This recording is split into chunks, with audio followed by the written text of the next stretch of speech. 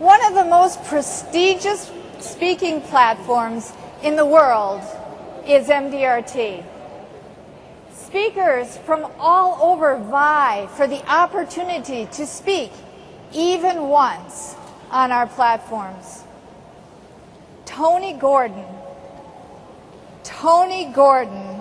has spoken 18 times.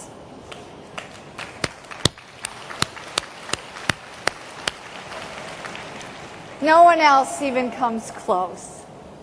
Tony is a 35-year member of MDRT with 34 top-of-the-table qualifications. Tony is a past chairman of the Top of the Table, top guy. He also is a past president of MDRT. Currently, Tony focuses his time on speaking and mentoring those of us who are trying to grow our financial services practices. I am so pleased to welcome Tony Gordon. Whoa. Don't we all want to go from down here to up there, from where we are to where we would like to be? It isn't the ideas we want. We want the formula, don't we? We want the secret of success. And yes, there is a secret, and I am going to share it with you. Is it easy? No, of course it isn't easy. But it is simple. Our jobs are not complicated. We have to find people who either have money or who will need money in the future. Take complex financial products, explain them in ways our prospects can easily understand, and then motivate them to make a decision. It's called selling. Yes is the preferable decision. I can tell you with some pride, after 43 years in this business, I can count on my fingers the number of people who have ever said no to me. There are thousands who are still thinking about it. Am I qualified to share the secret of success with you? I believe I am. It isn't my 35 years of MDRT or my 34 years top of the table that qualify me. It isn't the fact that I'm a past president. No, my qualification to share the secret of success with you are the 43 sales appointments I needed to make my first sale. Or the 6 sales I made in my second month, and by the 30th of the month, they'd all cancelled. It's the 8 years it took me to qualify for MDRT. These are my qualifications to share the secret of success with you. It was like driving in a mist for 8 years, and then suddenly the mist cleared. The sun was shining. I could see the road ahead, and the sun has been shining ever since. There are just 5 steps. 5 steps to success. 5 steps which, if we follow, we can all achieve what we want to achieve for ourselves from this business. The first step is we must know what we want. We must have a vision. A vision so clear in our minds we can see it, touch it, even taste it. A goal I'm talking about. Let me illustrate it like this. I have a granddaughter. I know what you're thinking. Surely he's much too young to be a grandfather. I wish. When my granddaughter was 4 years of age, I went to her first school sports day. Now, in my country, in every school at the end of the summer term, they hold a sports day where all the kids run races against each other. Picture this, if you will. There was the teacher, surrounded by these beautiful 4-year-old girls. Aren't girls beautiful when they're 4? It's when they're 14 the trouble starts. 25 meters along what was obviously the running track, 2 older pupils holding a tape across the track.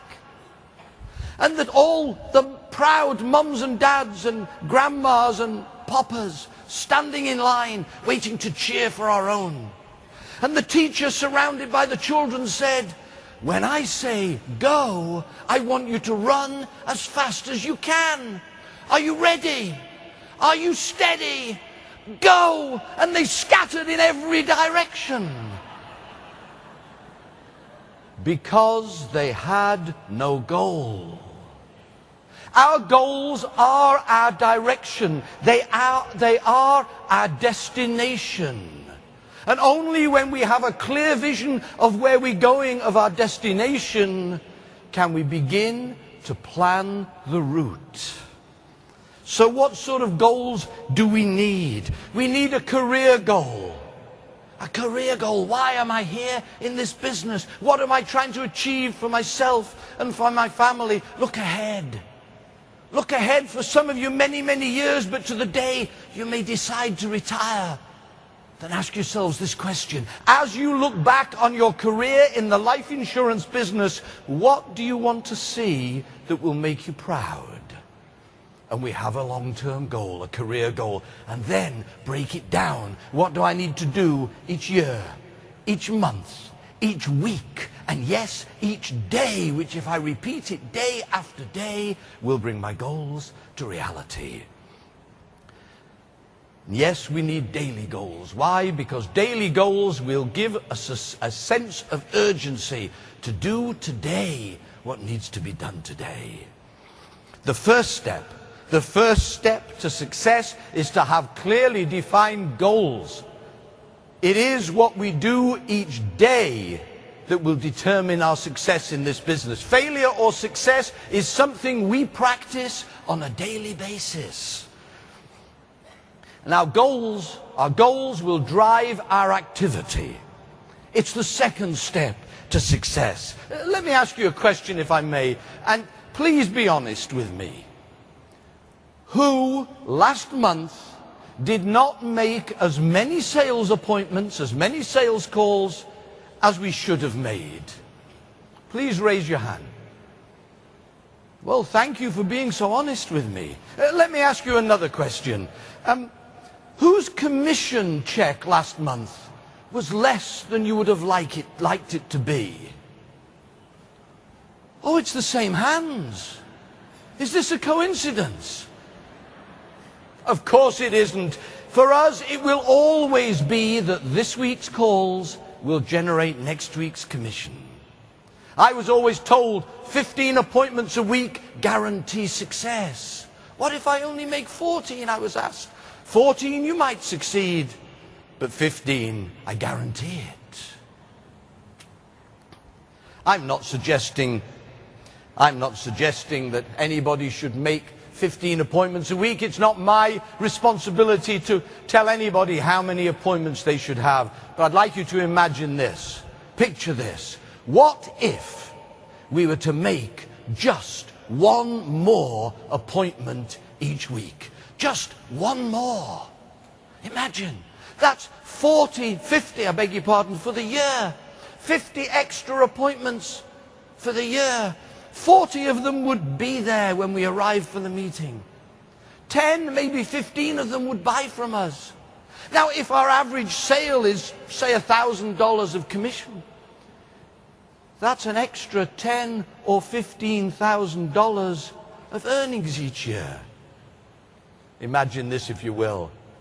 You go home, you go home from this meeting, and your much beloved says to you, "Well, darling, what did you learn at the meeting?" And you say, well, one speaker, he said, if I make just one more appointment each week, well, darling, you can have an extra $15,000 a year to spend. What do you think your darling will say? I know what my darling would say. Make 2.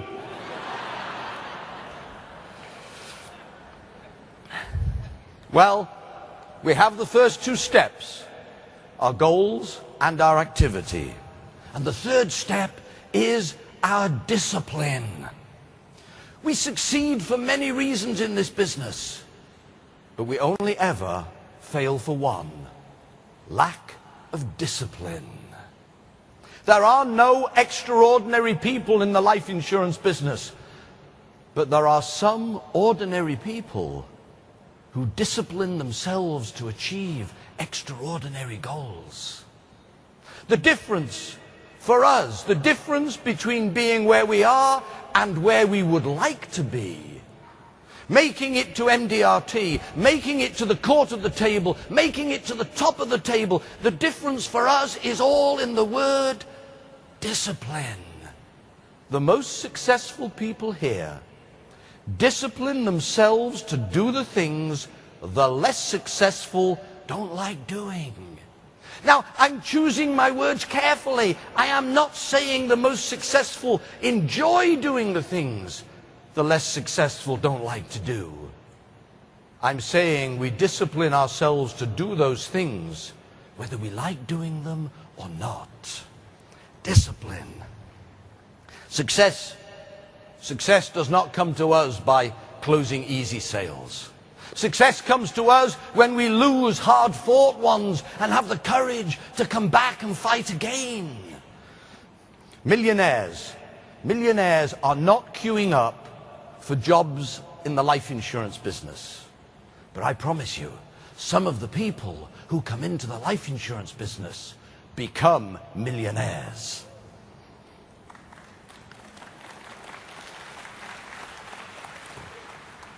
Question: why does success seem to come to a chosen few? Success doesn't come to a chosen few. Success is chosen by a few. Success is not a matter of chance. Success for us can be a matter of choice. We just have to choose whether we follow the steps. Now, sometimes clients don't buy too easily. Sometimes they might say to us, "But Tony, I don't believe in life insurance." Does anybody ever say that here in Bangkok? I say, you don't have to believe in life insurance. It's not a religion. Life insurance is just risk management. That's all. We transfer risk from a family or a business that cannot afford it, and we transfer it to a company, an institution who can afford it. You see, I'll say to the prospect, at your age, 11 out of every 1,000 people will die this year. The insurance company does not care if you are one of the 11, because there are 989 to keep paying the premiums. But if you are one of the 11, your family care.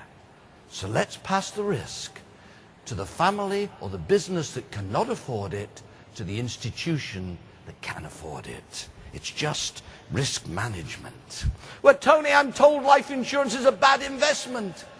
Don't argue with the prospect. Of course it's a bad investment. Unless you die, of course. And then it's the best investment you've ever made. Life insurance simply replaces money you do not have. If you need $1 million in the event of your death, or your family need $1 million in the event of your death, if you have the $1 million, you don't need my life insurance. But until you have the $1 million, let's take the life insurance. Well, Tony, I better discuss this with my wife. Of course you should discuss it with your wife. It's a decision that affects your whole family. Let's just picture what's going to happen. You're going to go home this evening. You're going to say to your wife, "Darling, this really nice man or woman came to the office today. And he showed me this terrific plan, and it's only a few $100s a month, and you and the children will be secure if anything happens to me. What do you think, darling?" And what do you think your darling will say? your darling will say, "It's up to you, dear." And your darling is right. It is up to you, dear. So I'll start filling the forms in.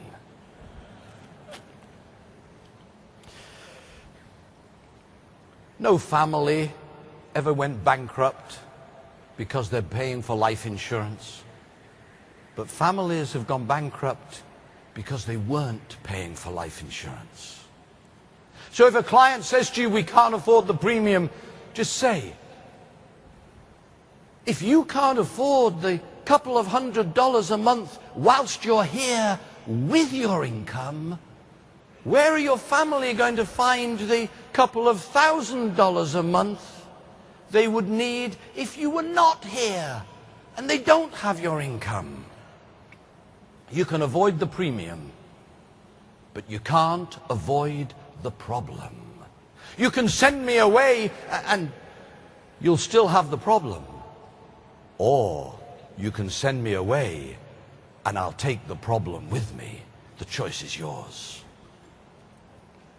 "Well, Tony, if anything happens to me, my wife can always go back to work." Of course she can, and I'm sure she would get a super job. But if your death has deprived your children of their father, do you want your wife's job to deprive them of their mother as well? "Well, Tony, I'm sure she would marry again." Let's face it, I say, would you marry her again? But don't say that if she's sitting in the room. Step 4 is belief. A belief in what we sell. Have we bought our own product? Those of us who own the most will always sell the most. Those of us who have bought large policies on our own lives have clients who buy large policies on their lives. Those of us who save the most for our own retirement have clients who save the most for their retirement. Those of us who own the most will always sell the most. My last death claim, 48-year-old husband, father of 2 teenage children. We paid out over $1 million. I hadn't sold him $1 million policy. He'd been a client for 15 years. I'd sold him many policies over the years. He was a very popular man. There were over 400 people at his funeral, all bringing condolences. Only one bringing money. Me, the life insurance salesman.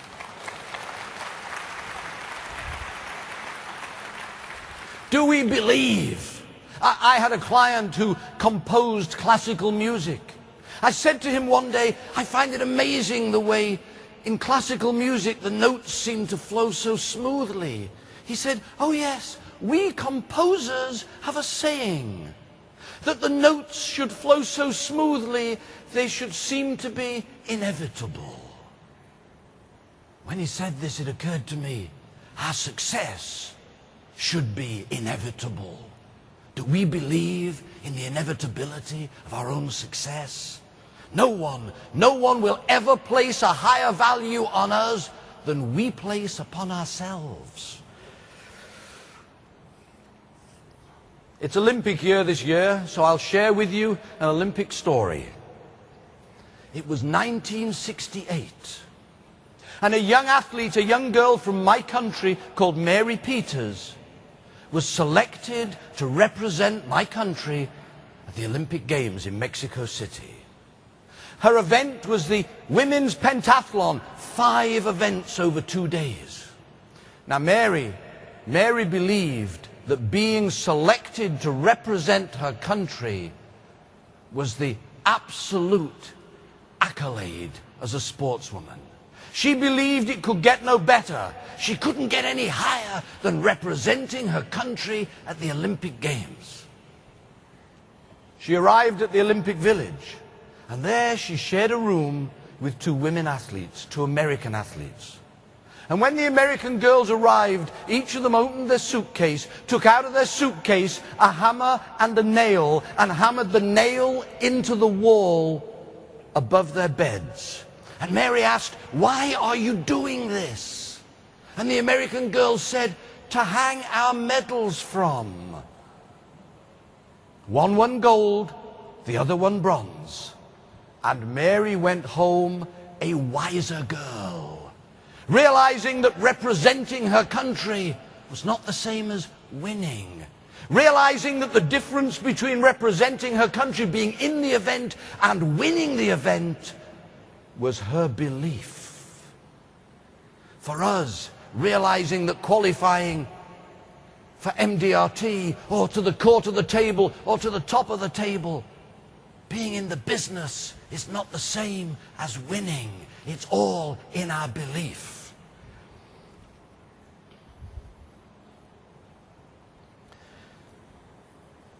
The fifth step is MDRT.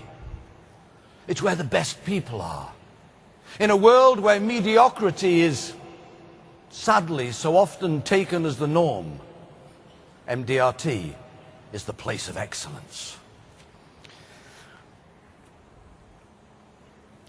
I've been fortunate over the years. I've been invited to speak in well over 50 countries around the world, many of them many times. I believe I've met most of the big producers in our business around the world. And you know, they all have one thing in common. They all give credit at some point in their career to an involvement with the $1 Million Roundtable. You see, folks, we all work under self-imposed horizons. We work under limitations we place upon ourselves. What stops us achieving our true potential in this business, the problems which assail us every day, are not out there in the street. What stops us achieving what we could be achieving is in here. MDRT helps us to see ourselves in a different light, helps us to raise those horizons. MDRT membership says something about us, folks. It says we represent the highest standards of productivity, service, knowledge, and integrity. Whoa, you say. It doesn't say anything about service or knowledge or integrity on the application form. It just talks about productivity. Yes, you're right, it does. But to produce at the highest levels once can be good luck. To continue to produce at the highest levels year after year after year can only be done with the highest levels of service and knowledge and productivity. When we go back to work, when you're back in your offices on Monday morning, take with you a hammer and a nail, and hammer the nail into the wall above your desk. And when your manager or your colleagues say, "Why are you doing this?" tell them, "It's to hang my MDRT membership certificate from." Yeah.